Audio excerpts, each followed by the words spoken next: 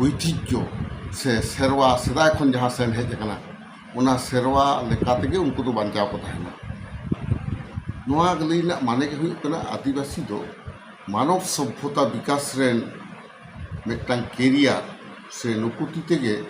मानवी ससनक दो सेटर कना नोआ दो विश्व रना नोआ संगठन जहाँ दो यूनाइटेड नेशन नोआ दो बाडाय तियो कना ओनाते आदिवासी गाताका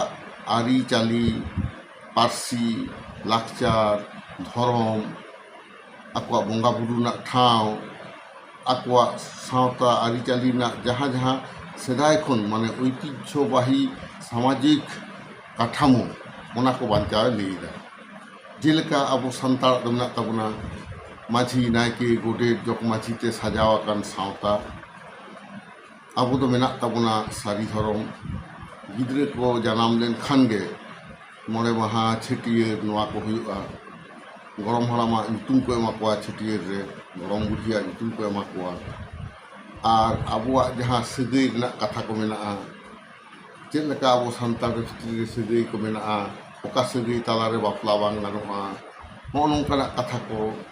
सानाम लेकाना जहाँ आरिचाली जहाँ तो को मेनदा सोशल कास्टम हो नोआ को हो बांचाव दो रना कथा को लई कदा आ झतो खन मारांग कथा आदिवासी दो जेहेतु नुकु दो बीर बुरु कोरेगे ताहेन हर को काना को उनकुआ जाहेर से बोंगा थान नोआ को बांचाव ना कथा को लई कदा बीर चितान आदिवासी को अधिकार दोहर ना कथा को लई कदा नोए जे यूनाइटेड नेशन जहाँ declaration on the rights of indigenous people ओनारे 46टी मिटांग आर्टिकल ओंडे मेना 46टी आर्टिकल रे नोआ कथा के मेमेन कना जे सानाम आदिवासी आया बोंगा थान बांचाव दाड़िया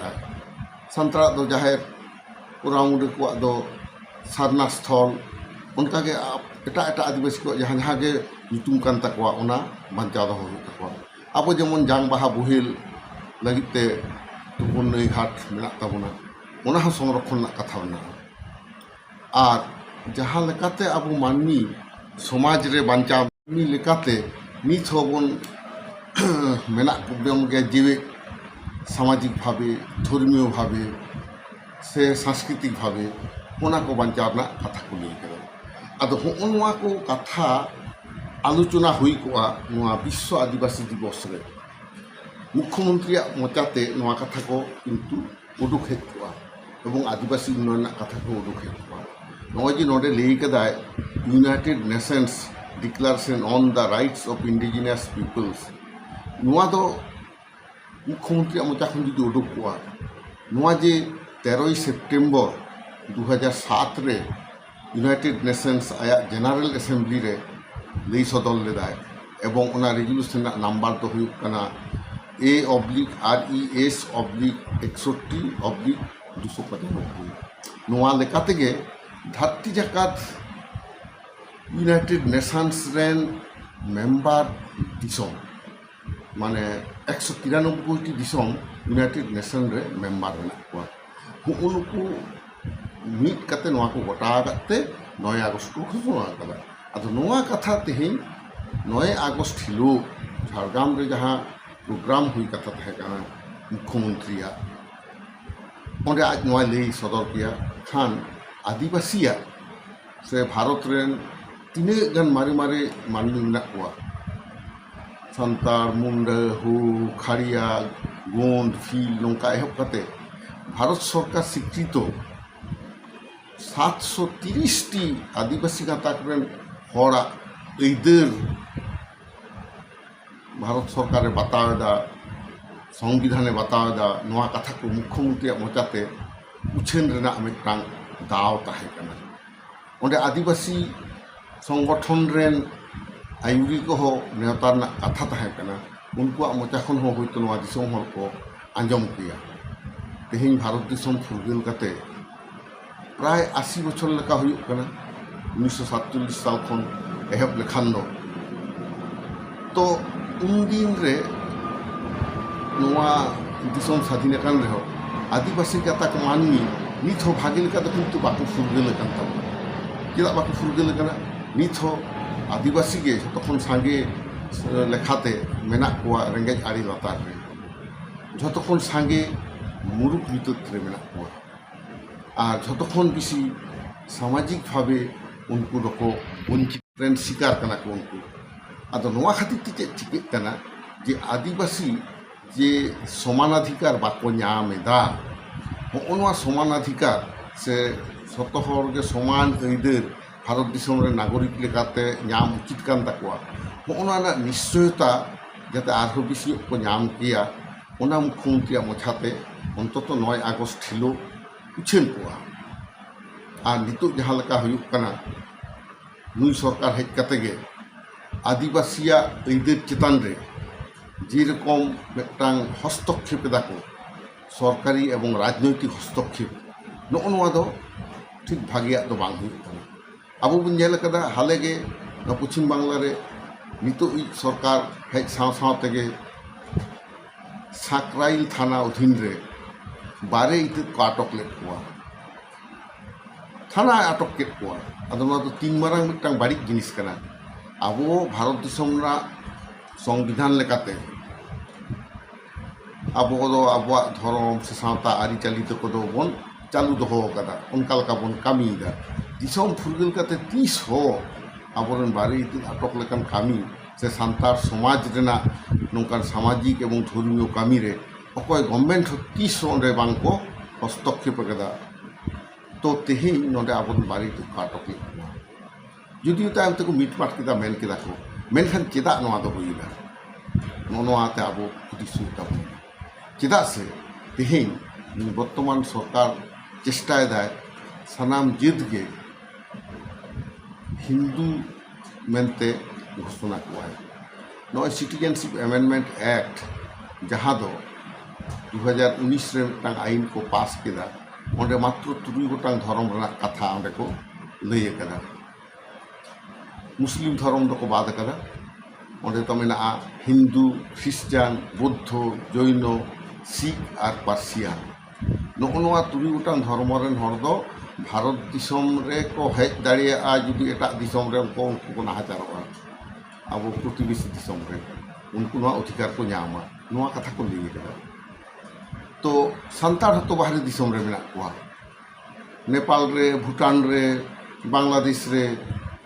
তো নুকু সান্তাড় চেতান যদি নাহাচার ᱦᱩᱭᱩᱜᱼᱟ, ᱩᱱᱠᱩᱣᱟᱜ ᱦᱚᱸᱛᱚ ᱟᱹᱭᱫᱟᱹᱨ ᱢᱮᱱᱟᱜᱼᱟ ᱡᱮ ᱥᱟᱹᱨᱤ ᱫᱷᱚᱨᱚᱢ ᱨᱮᱱ ᱥᱟᱱᱛᱟᱲ ᱞᱮᱠᱟᱛᱮ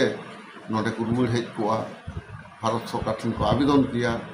যে আলে ᱦᱚᱸ ᱠᱟᱛᱷᱟᱡ ভারত ᱚᱱᱟ নাগরিকত্ব যাতে আলো ᱠᱚ ᱧᱟᱢ,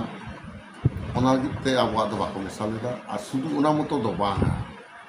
3 গোটাং ধরম ᱜᱮ ᱡᱮ ᱵᱷᱟᱨᱚᱛ ᱫᱤᱥᱚᱢ ᱨᱮᱱᱟᱜ ᱫᱷᱚᱨᱚᱢ ᱠᱟᱱᱟ, ᱦᱚᱜᱼᱚ ᱱᱚᱣᱟ ᱠᱟᱛᱷᱟ ᱫᱷᱟᱹᱨᱛᱤ ᱡᱟᱠᱟᱛ ᱦᱚᱲ ᱠᱚ ᱵᱟᱲᱟᱭ ᱦᱚᱪᱚ ᱠᱮᱫ ᱠᱚᱣᱟ ᱚᱱᱟ সিটিজেনশিপ অ্যামেন্ডমেন্ট অ্যাক্ট লেᱠᱟᱛᱮ, ᱡᱟᱦᱟᱸ ᱨᱮ 3 গোটাং ধর্ম ᱨᱮᱱᱟᱜ ᱠᱟᱛᱷᱟ ᱜᱮ ᱢᱮᱱᱟᱜᱼᱟ। ᱛᱚ ᱦᱚᱜᱼᱚ ᱱᱚᱣᱟ ᱠᱚᱦᱚᱸ ᱟᱵᱚ ᱵᱚᱱ ᱫᱤᱥᱟᱹᱭᱮᱫᱟ, ᱡᱟᱦᱟᱸᱨᱮ ᱟᱵᱚ আদিবাসীয়াᱜ ধর্ম আদি লাহা রেগে সরকার ᱫᱚ স্বীকৃতি এম ᱠᱟᱣᱫᱟᱭ। 1961 সাল ᱨᱮᱱᱟᱜ ᱞᱳᱠ ᱜᱚণᱚᱱᱟ ᱨᱮ ᱥᱟᱱᱛᱟᱲ ᱠᱚᱣᱟᱜ ᱫᱷᱚᱨᱚᱢ ᱫᱚ ᱥᱟᱹᱨᱤ ᱫᱷᱚᱨᱚᱢᱮ ᱞᱟᱹᱭ ᱠᱮᱫᱟ। Registrar general and census commissioner of India নোয়া রিপোর্ট রে মেনাᱜ তায়া। 1961, 1971, 1981, 1991, তারপরে যে 2001 আর 2011 ঝᱚᱛᱚ সেন্সাস রিপোর্ট ᱨᱮᱜᱮ ᱥᱟᱱᱛᱟᱲ ᱠᱚᱣᱟᱜ ᱫᱷᱚᱨᱚᱢ ᱫᱚ ᱥᱟᱹᱨᱤ ᱫᱷᱚᱨᱚᱢ ᱞᱮᱠᱟᱛᱮ ᱚᱸᱰᱮ ᱩᱪᱷᱟᱹᱱ ᱢᱮᱱᱟᱜᱼᱟ। ᱢᱮᱱᱠᱷᱟᱱ ᱮᱱᱛᱮ ᱨᱮᱦᱚᱸ ᱥᱚᱨᱠᱟর ᱱᱚᱣᱟ ᱫᱚ ᱟᱵᱚᱣᱟᱜ ᱫᱷᱚᱨᱚᱢ ᱚᱸᱰᱮ আলাদাতে বাই উল্লেখ লেদা সিটিজেনশিপ অ্যামেন্ডমেন্ট অ্যাক্ট। আর সারি ধরম দো ভারত সরকার আগে স্পেশাল ম্যারেজ অ্যাক্ট 1954 লেকাতে ওনা দো সরকার স্বীকৃত মিদটাং ধরম কানা। মেনখান ওনা কো কথা দিশে তুলুj ᱦᱚᱸ সরকার কিন্তু আয়া সিটিজেনশিপ অ্যামেন্ডমেন্ট অ্যাক্ট রে সান্তাড়াᱜ ধরম সারি ধরম দো বাই অল মেশা লেদা। মেনখান আবো সান্তাড় দো সারি ধরম কোড লাগি বন লড়াᱹᱭᱮᱫᱟ যে সান্তাড় ᱠᱚᱣᱟᱜ ᱦᱚᱸ ᱥᱟᱹᱨᱤ ᱫᱷᱚᱨᱚᱢ ᱞᱟᱹᱜᱤᱫ ᱢᱤᱫᱴᱟᱝ ᱡᱩᱫᱟᱹᱛᱮ ᱠᱳᱰᱮ ᱮᱢᱟ ᱠᱚᱣᱟ। ᱱᱚᱰᱮ ᱡᱮᱢᱚᱱ হিন্দু, বৌদ্ধ, খ্রিস্টান, জৈন নঙ্কানাᱜ এমান এমান ধর্ম को जहाँ सरकार शिक्षित धर्म लेकाय मनेदा ओना धर्म को जेमन जुदाते कोड एम आकाद कोआ। तो आबो सारी धर्म जुदाते कोड लगी बन लड़ाईदा। ᱢᱮᱱᱠᱷᱟᱱ ᱛᱮᱦᱮᱧ ᱵᱤᱥᱥᱚ ᱟᱹᱫᱤᱵᱟᱹᱥᱤ ᱫᱤᱵᱚᱥ ᱵᱟᱝ ᱢᱟᱱᱟᱣ ᱛᱟᱞᱟᱛᱮ ᱱᱚᱣᱟ ᱟᱨᱦᱚᱸ ᱫᱚᱲᱦᱟᱛᱮ ᱟᱵᱚᱣᱟᱜ ᱫᱷᱚᱨᱚᱢ ᱨᱮᱱᱟᱜ ᱟᱹᱭᱫᱟᱹᱨ ᱦᱚᱸ ᱚᱥᱥবীᱠᱟর ᱠᱮᱫᱟ ᱱᱩᱭ ᱥᱚᱨᱠᱟর। ᱟᱨᱦᱚᱸ ᱢᱤᱫᱴᱟᱝ ᱢᱟᱨᱟᱝ ᱠᱟᱛᱷᱟ, ᱵᱷᱟᱨᱚᱛ ᱫᱤᱥᱚᱢ ᱨᱮ ᱤউᱱᱤᱯᱷᱚᱨᱢ ᱥᱤভিল কোড মানে ইউসিসি ᱦᱚᱜᱼᱚ ᱱᱚᱣᱟ ᱮᱛᱚᱦᱚᱵ ᱞᱟᱹᱜᱤᱫ ᱥᱚᱨᱠᱟর ᱫᱚᱢᱮ ᱠᱩᱨᱩᱢᱩᱴᱩ ᱠᱟᱫᱟᱭ। ᱢᱮᱱᱠᱷᱟᱱ ᱡᱳᱨ ᱠᱟᱛᱮ ᱫᱚ ᱚᱦᱚᱭ ᱮᱛᱚᱦᱚᱵ ᱠᱮᱭᱟ। ᱟᱵᱚ ᱵᱷᱟᱨᱚᱛ ᱫᱤᱥᱚᱢ ᱨᱮᱱᱟᱜ ᱥᱚᱝᱵᱤᱫᱷᱟᱱ ᱨᱮᱜᱮ ᱠᱤᱱᱛᱩ ᱱᱚᱣᱟ ᱠᱟᱛᱷᱟ ᱠᱚᱫᱚ ᱩল্ᱞᱮᱠᱷ ᱢᱮᱱᱟᱜᱼᱟ। ᱪᱮᱫ ᱞᱮᱠᱟ ᱫᱷᱚᱨᱚᱢ ᱫᱚ ᱟᱵᱚᱣᱟᱜ ᱫᱚ ᱧᱮᱞ ᱟᱠᱟᱱᱟ ᱢᱮᱱᱟᱜ ᱛᱟᱵᱚᱱᱟ, ᱟᱵᱚᱣᱟᱜ ধরম ᱫᱚ ফান্ডামেন্টাল রাইট লেখাতেবন লেখায়েদ তাবনা। সংবিধান রᱮᱱᱟᱜ পার্ট 3 আন্ডার ফান্ডামেন্টাল রাইট ধরম রᱮᱱᱟᱜ ᱟᱹᱭᱫᱟᱹᱨ ᱠᱟᱛᱷᱟ ᱢᱮᱱᱟᱜᱼᱟ। ᱟᱨ ᱱᱚᱰᱮ directive principle of state policy under রে মেনাᱜᱼᱟ ইউনিফর্ম সিভিল কোড। ᱚᱱᱟ directive principle of state policy ᱱᱚᱣᱟ ᱫᱚ ᱥᱚᱨᱠᱟর ᱡᱳᱨ ᱠᱟᱛᱮ ᱡᱮᱠᱳᱱᱳ ᱫᱤᱥᱚᱢ ᱨᱮ ᱚᱦᱚᱭ ᱪᱟᱹᱞᱩ ᱠᱮᱭᱟ। ᱡᱷᱚᱛᱚ ᱦᱚᱲ ᱥᱟᱶ ᱵᱩᱡᱷᱟᱹᱯᱚᱲᱟ ᱠᱟᱛᱮᱱᱟᱭ ᱫᱟᱲᱮᱭᱟᱜᱼᱟ। ᱢᱮᱱᱠᱷᱟᱱ ᱥᱚᱨᱠᱟর ᱱᱚᱰᱮ ᱡᱳᱨ ᱠᱟᱛᱮ ᱚᱱᱟ ᱞᱟᱫᱮ ᱥᱟᱱᱟᱭ ᱠᱟᱱᱟ। ᱢᱮᱱᱠᱷᱟᱱ সংবিধান ᱨᱮᱱᱟᱜ ᱜᱮ 37 ধারা রে মানে আর্টিকেল 37 রেগে অল মেনাᱜᱼᱟ। যদি কোনো article under directive principle of state policy Sao any article under fundamental right মানে পার্ট 3 ᱨᱮᱱᱟᱜ আর্টিকেল ᱠᱚ যদি ঠপকাও ᱦᱩᱭᱩᱜᱼᱟ তাহলে খান ᱫᱚ ফান্ডামেন্টাল রাইট আন্ডার ᱨᱮᱱᱟᱜ আর্টিকেল ᱠᱚᱜᱮ বহাল তাহেনা। তাহলে ওনা লেখাতে আদিবাসী চেতান রেদো ইউসিসি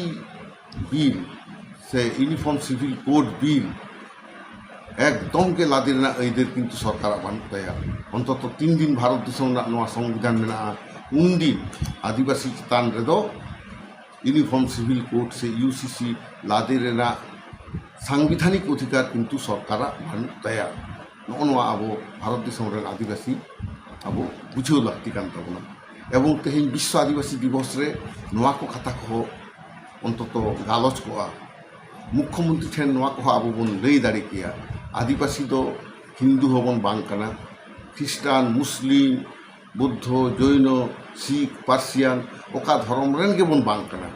আবো ᱫᱚ ᱥᱟᱹᱨᱤ ᱫᱷᱚᱨᱚᱢ ᱨᱮᱱ ᱦᱚᱲ ᱠᱟᱱᱟ ᱵᱚᱱ। ᱥᱟᱹᱨᱤ ᱫᱷᱚᱨᱚᱢ ᱨᱮᱱ ᱦᱚᱲ ᱫᱚ ᱡᱟᱦᱮᱨ ᱨᱮᱵᱚᱱ ᱵᱚᱸᱜᱟᱜᱼᱟ। ᱟᱵᱚᱨᱮᱱ ᱢᱟᱨᱟᱝ ᱵᱩᱨᱩ ᱡᱟᱦᱮᱨ ᱮᱨᱟ ᱢᱚᱬᱮ ᱠᱚ ᱛᱩᱨᱩᱭ ᱠᱚ ᱟᱵᱚᱨᱮᱱ ᱱᱩᱠᱩ ᱵᱚᱸᱜᱟ ᱵᱩᱨᱩ ᱠᱟᱱ ᱛᱟᱵᱚᱱᱟ। ᱟᱵᱚ ᱫᱚ ᱵᱟᱦᱟ, ᱢᱟᱜ ᱢᱚᱬᱮ, ᱮᱨᱚᱜ ᱥᱤᱢ, ᱢᱟᱜᱽ ᱥᱤᱢ, ᱦᱟᱹᱨᱭᱟᱹᱲ ᱥᱤᱢ, ᱡᱟᱱᱛᱷᱟᱲ ᱱᱚᱜᱼᱚ ᱱᱚᱝᱠᱟᱱᱟᱜ ᱵᱚᱸᱜᱟ ᱵᱩᱨᱩ ᱠᱚ ᱢᱮᱱᱟᱜ ᱛᱟᱵᱚᱱᱟ। ᱟᱵᱜᱮ, ᱥᱚᱨᱦᱟᱭ, ᱡᱚᱢᱥᱤᱢ, ᱠᱟᱨᱟᱢ ᱱᱚᱣᱟ ᱠᱚ ᱟᱵᱚᱣᱟᱜ ᱢᱮᱱᱟᱜ ᱛᱟᱵᱚᱱᱟ। ᱢᱮᱱᱠᱷᱟᱱ সরকার যদি ইউসিসি লাদে আবনায় উন ᱫᱚ ᱪᱮᱫ ᱪᱤᱠᱟᱹᱜᱼᱟ? ᱟᱵᱚ ᱫᱚ ᱟᱫᱚ ᱟᱵᱚᱣᱟᱜ আলাদা ধরম ᱨᱮᱱᱟᱜ ᱩᱯᱨᱩᱢ অহবন ভাবে আবহাওয়ার ধরম আবহাওয়া আলাদাতে ধরম অহবন সাব দহ কে তাবনা। চেদা বাবন সাব দহ কেয়া? আবো ᱫᱚ ᱩᱱ ᱫᱚ ᱡᱳᱨ ᱠᱟᱛᱮ ইউনিফর্ম সিভিল কোড লেখা থেকে আম ᱫᱚ ᱡᱟᱦᱟᱸᱴᱟᱜ ধরম মানে হিন্দু ধরম লেখাতে আম ᱫᱚᱭ তাড়াম ᱦᱚᱪᱚ ᱢᱮᱭᱟ। ᱱᱚᱜᱼᱚᱭ ᱡᱮ ᱟᱵᱚᱨᱮᱱ ᱟᱛᱳ ᱢᱟᱹᱡᱷᱤ ᱠᱚ ᱢᱮᱱᱟᱜ ᱠᱚ ᱛᱟᱵᱚᱱᱟ, ᱟᱛᱳ ᱢᱚᱬᱮ ᱦᱚᱲ ᱠᱚ ᱢᱮᱱᱟᱜ ᱠᱚ ᱛᱟᱵᱚᱱᱟ। ᱟᱵᱚ ᱡᱮ ᱱᱤᱡᱮ ᱞᱮᱠᱟ ᱛᱮᱜᱮ ᱟᱵᱚᱣᱟᱜ ᱥᱟᱶᱛᱟ ᱨᱮᱱᱟᱜ ᱠᱟᱹᱢᱤ ᱵᱚᱱ ᱠᱟᱹᱢᱤᱭᱮᱫᱟ, ᱱᱚᱜᱼᱚ ᱱᱚᱣᱟ ᱠᱚ ᱠᱟᱹᱢᱤ ᱨᱮᱱᱟᱜ ᱟᱹᱭᱫᱟᱹᱨ ᱦᱚᱸ ᱦᱚᱭᱛᱳ ᱢᱤᱫ ᱥᱚᱢᱚᱭ ᱟᱫᱚ ᱦᱟᱹᱯᱤᱫᱚᱜᱼᱟ। ᱪᱮᱫᱟᱜ ᱦᱟᱹᱯᱤᱫᱚᱜᱼᱟ? কারণ উন দোকো মেতা বোনা নয়া ᱫᱚ হিন্দু রাষ্ট্র কানা, হিন্দু লেᱠᱟᱜᱮ ᱪᱟᱞᱟᱜ ᱦᱩᱭᱩᱜᱼᱟ। নয় আবো বন ᱧᱮᱞ ᱟᱠᱟᱫᱟ নেপাল ᱫᱚ হিন্দু রাষ্ট্র ᱠᱚ ঘোষণᱟ ᱟᱠᱟᱫᱟ আর এটাᱜ ধরম রেন ᱦᱚᱲ ᱫᱚ ᱫᱚᱢᱮ ᱠᱚ ᱱᱟᱦᱟᱪᱟᱨᱮᱫ ᱠᱚᱣᱟ। ᱚᱱᱠᱟᱜᱮ বাংলাদেশ ᱫᱚ ইসলাম কান্ট্রি, ᱚᱸᱰᱮ ᱦᱚᱸ ᱮᱴᱟᱜ ᱫᱷᱚᱨᱚᱢ ᱨᱮᱱ ᱦᱚᱲ ᱠᱚ ᱱᱟᱦᱟᱪᱟᱨᱮᱫ ᱠᱚᱣᱟ। তা তেহেᱧ ভারত দিশম ᱦᱚᱸ ᱡᱩᱫᱤ ᱱᱚᱝᱠᱟ ᱦᱩᱭᱩᱜᱼᱟ তা নাহাচার ᱦᱩᱭᱩᱜᱼᱟ। ᱱᱤᱛᱚᱜ হিন্দু দিশম বাং কানা, ᱱᱤᱛ ᱦᱚᱸ ᱫᱷᱚᱨᱢᱚ ᱱᱤᱨᱚᱯᱮᱠᱠᱷᱚ ᱨᱟষ্ট্ᱨᱚ ᱢᱮᱱᱟᱜ ᱜᱮᱭᱟ ᱵᱷᱟরত দিশম। ᱮᱱᱛᱮ ᱨᱮᱦᱚᱸ ᱡᱮᱦᱮᱛᱩ হিন্দু ধরম রেন রাজনৈতিক দল ক্ষমতা রে মেনাᱜ ᱠᱚᱣᱟ, ᱩᱱᱠᱩ ᱠᱤᱱᱛᱩ নন হিন্দু হর চেতান রে আদি উনকো নাহাচারেদা। সরকারি ভাবে বাকো নাহাচারেদ রেহᱚᱸ না সরকারি দল করেন হর সে সরকারি দল রেন সমর্থক ᱱᱚᱜᱼᱚ ᱱᱚᱝᱠᱟ ᱠᱚ ᱱᱟᱦᱟᱪᱟᱨᱮᱫᱟ। ᱟᱫᱚ ᱥᱚᱨᱠᱟর ᱫᱚ ᱚᱱᱟ ᱡᱟᱹᱯᱤᱫ ᱠᱟᱛᱮ ᱜᱮ ᱛᱟᱦᱮᱱ ᱠᱟᱱᱟ, ᱧᱮᱞ ᱠᱟᱛᱮ ᱦᱚᱸ ᱵᱟᱭ ᱧᱮᱞᱮᱫᱟ। ᱟᱫᱚ ᱦᱚᱸᱜᱼᱚ ᱱᱚᱣᱟ ᱠᱚ ᱠᱟᱹᱢᱤ ᱠᱟᱹᱥᱱᱤ ᱧᱮᱞ ᱠᱟᱛᱮ ᱱᱚᱣᱟ ᱜᱮ ᱵᱩᱡᱷᱟᱹᱜ ᱠᱟᱱᱟ ᱡᱮ ᱟᱹᱰᱤ ᱢᱩᱦᱤᱢ ᱨᱮ ᱟᱵᱚ ᱥᱟᱱᱛᱟᱲ ᱥᱮ ᱛᱟᱢᱟᱢ ᱟᱹᱫᱤᱵᱟᱹᱥᱤ ᱛᱮᱦᱮᱧ ᱵᱚᱱ ᱧᱩᱨ ᱟᱠᱟᱱᱟ। ᱚᱸᱰᱮ ᱠᱷᱚᱱ ᱟᱵᱚ ᱯᱟᱨᱟᱝᱜᱚᱛ ᱧᱟᱢ ᱞᱟᱹᱜᱤᱫ ᱛᱮᱫᱚ ᱢᱤᱫᱴᱟᱝ ᱜᱮ ᱰᱟᱦᱟᱨ, ᱚᱱᱟ ᱫᱚ ᱡᱩᱢᱤᱫ ᱫᱟᱲᱮ᱾ ᱟᱵᱚ ᱡᱩᱢᱤᱫ ᱠᱟᱛᱮ ᱟᱵᱚ ᱫᱮᱞᱟ ᱵᱚᱱ ᱠᱩᱨᱩᱢᱩᱴᱩᱭᱟ, ᱪᱮᱫᱟᱜ ᱥᱮ ᱫᱤᱥᱚᱢ ᱦᱚᱲ ᱵᱚᱱ ᱵᱩᱡᱷᱟᱹᱣ ᱠᱚᱣᱟ ᱵᱤᱥᱥᱚ ᱟᱹᱫᱤᱵᱟᱹᱥᱤ ᱫᱤᱵᱚᱥ ᱵᱟᱝ ᱢᱟᱱᱟᱣ ᱛᱟᱞᱟᱛᱮ ᱟᱵᱚ ᱡᱟᱦᱟᱸ ᱢᱤᱫᱴᱟᱝ ᱢᱮᱥᱮᱡᱽ ᱥᱚᱨᱠᱟর ᱠᱚ ᱮᱢᱟᱫ ᱵᱚᱱᱟ, ᱚᱱᱟ ᱫᱚ ᱱᱚᱣᱟ ᱠᱟᱱᱟ ᱡᱮ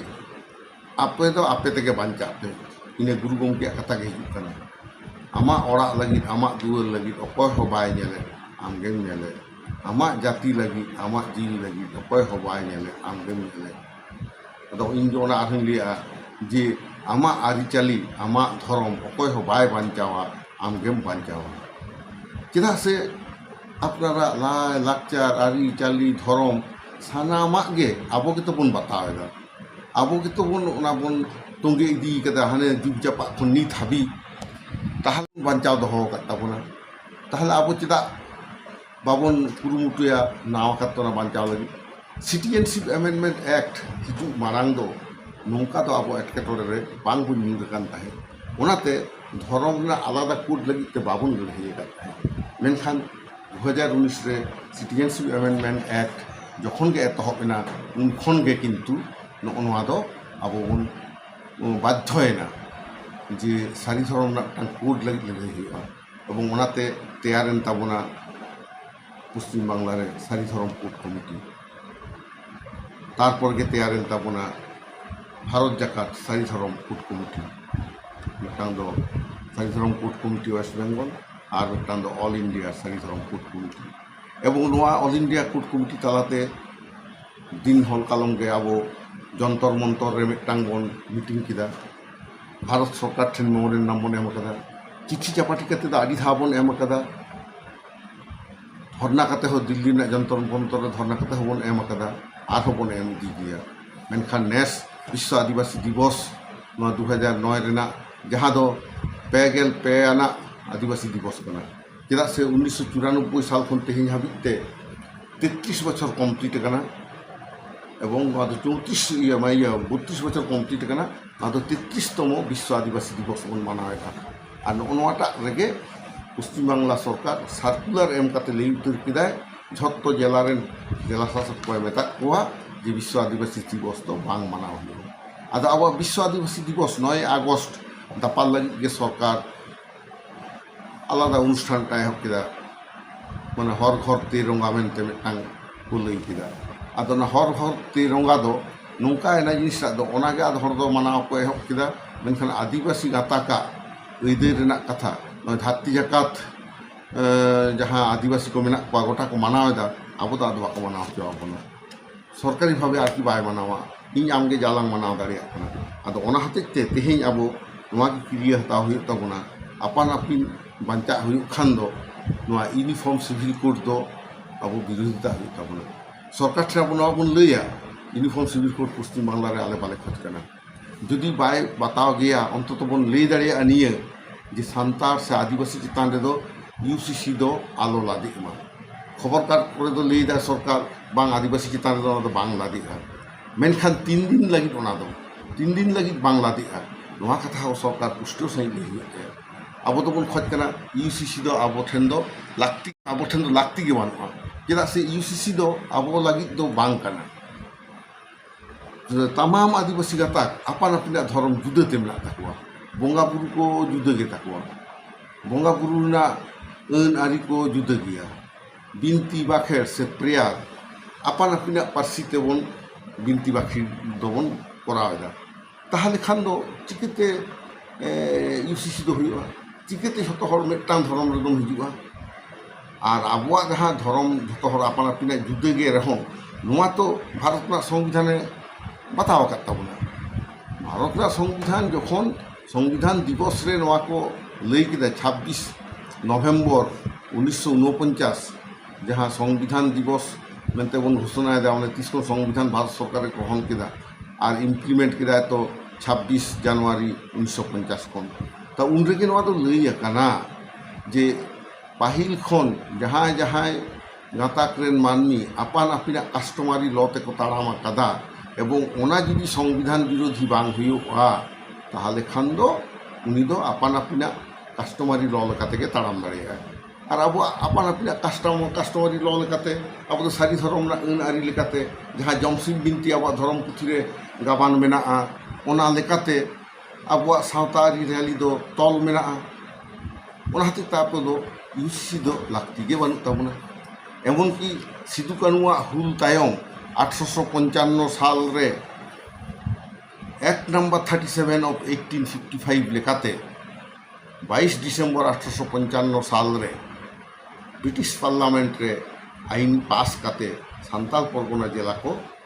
সিজেউ লেদা এবং ওনা জেলা তো ᱧᱩᱛᱩᱢᱟᱜ ᱛᱟᱦᱮᱸ মানে নন রেগুলেটেড ডিস্ট্রিক্ট অᱸᱰᱮ ᱫᱚ ᱟᱵᱚ ᱢᱟᱹᱡᱷᱤ ᱢᱟᱯᱟᱡᱤᱭᱟᱜ ᱟᱹᱱ ᱟᱹᱨᱤ ᱞᱮᱠᱟ ᱛᱮᱜᱮ শাসন ব্যবস্থা চালাᱜᱼᱟ তাহলে তিনাᱹᱜ চেরহা আবᱚᱣᱟᱜ ᱱᱚᱣᱟ সরকার হয়ে বাতাও লেᱫ তাᱵᱚᱱᱟ ᱢᱮᱱᱠᱷᱟᱱ তেহেᱧ ᱚᱱᱟ ᱦᱚᱸ ᱦᱚᱭᱛᱳ ᱵᱚᱱ ᱟᱫ ᱫᱟᱲᱮᱭᱟᱜᱼᱟ ᱪᱮᱫᱟᱜ ᱵᱚᱱ ᱟᱫ ᱫᱟᱲᱮᱭᱟᱜᱼᱟ সরকার ইতিমধ্যে ব্রিটিশ সরকার সান্তাল পরগনা জেলা তেয়ার হᱴᱚ ᱠᱟᱫᱟ কিন্তু বর্তমান সরকার না 2000 সাল সেᱫ ᱨᱮᱜᱮ ᱚᱱᱟ সান্তাল পরগনা ᱠᱟᱛᱷᱟ ᱛᱮᱫ ᱜᱮ ᱵᱟᱫ ᱠᱮᱫᱟᱭ ᱥᱟᱱᱛᱟᱲ ᱡᱟᱹᱛᱟᱜ ᱩᱯᱨᱩᱢ ᱡᱟᱦᱟᱸ ᱨᱮ ᱢᱮᱱᱟᱜᱼᱟ ᱥᱟᱱᱛᱟᱞ ᱚᱱᱟ ᱫᱚ ᱚᱪᱚᱜ ᱜᱚᱫ ᱠᱟᱫᱟᱭ ᱪᱮᱫ ᱟᱫᱚ ᱦᱩᱭᱱᱟ 3 গোটা হাটিং তে ওনা কো হাটিং কিদা ওনা জেলা নতে পাকুড় সাহেবগঞ্জ লোহারদাগা দুমকা নৌকা কাতে 3 গোটাং জেলা রে কো হাটিং কেতে না সান্তাড়া নিতুম তে দকো বাদ গত কানা আদো সান্তাড়া নিতুম বাদ তালাতে সান্তাড়া উপরুম দো কিন্তু কো অচক গিরি কিদা আদো নোয়া ঝাড়খণ্ড রে সান্তাড় বাকো বুঝলে তাবনা ওনা হাতে তে আন্দোলন অনকা বাং হই লেনা আদো অনে 2000 সাল খন নিত হাবিব থেকে সান্তাল পরগনা জেলা বলে দা কোনো জেলাকে কিন্তু সরকারিভাবে দো আদো বানুগᱼᱟ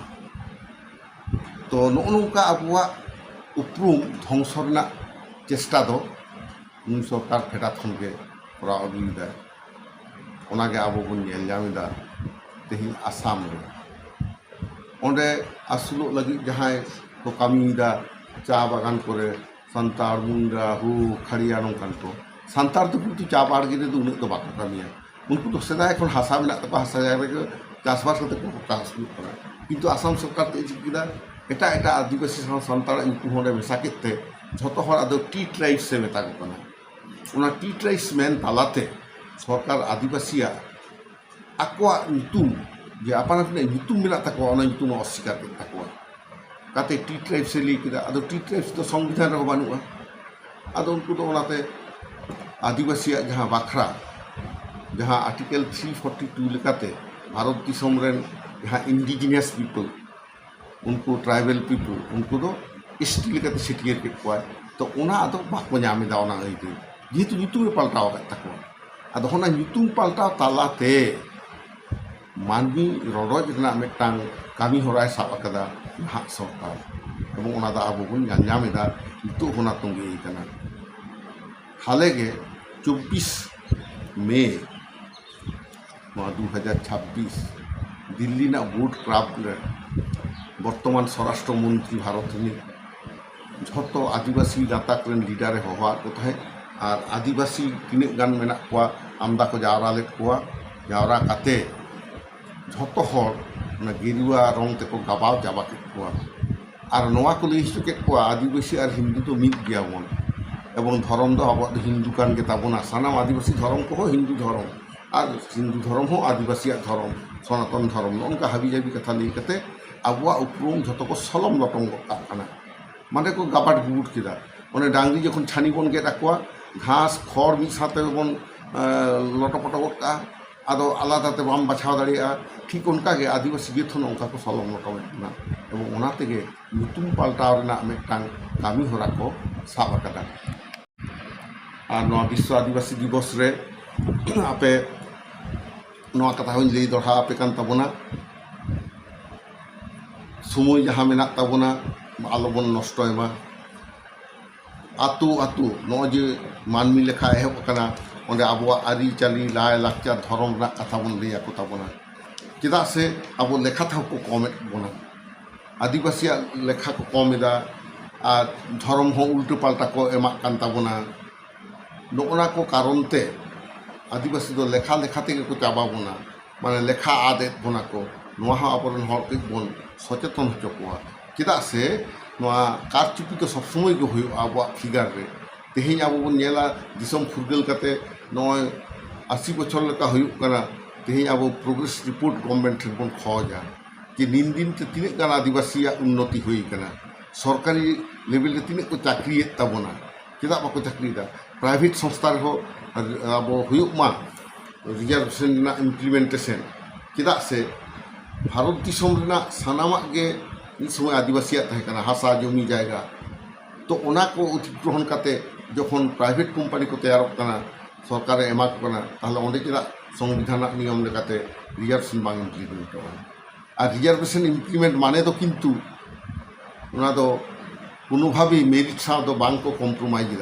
कारण जहाँ गे आदिवासी को चाकरी को बोलन कना उनको हो विश्वविद्यालय ना एक ही कोर्स किन्तु कमप्लीट करते उनको हेज हुयुक कान ताकोआ होना कथा को अब बन लैबा ओनाते बयहा को बहिन को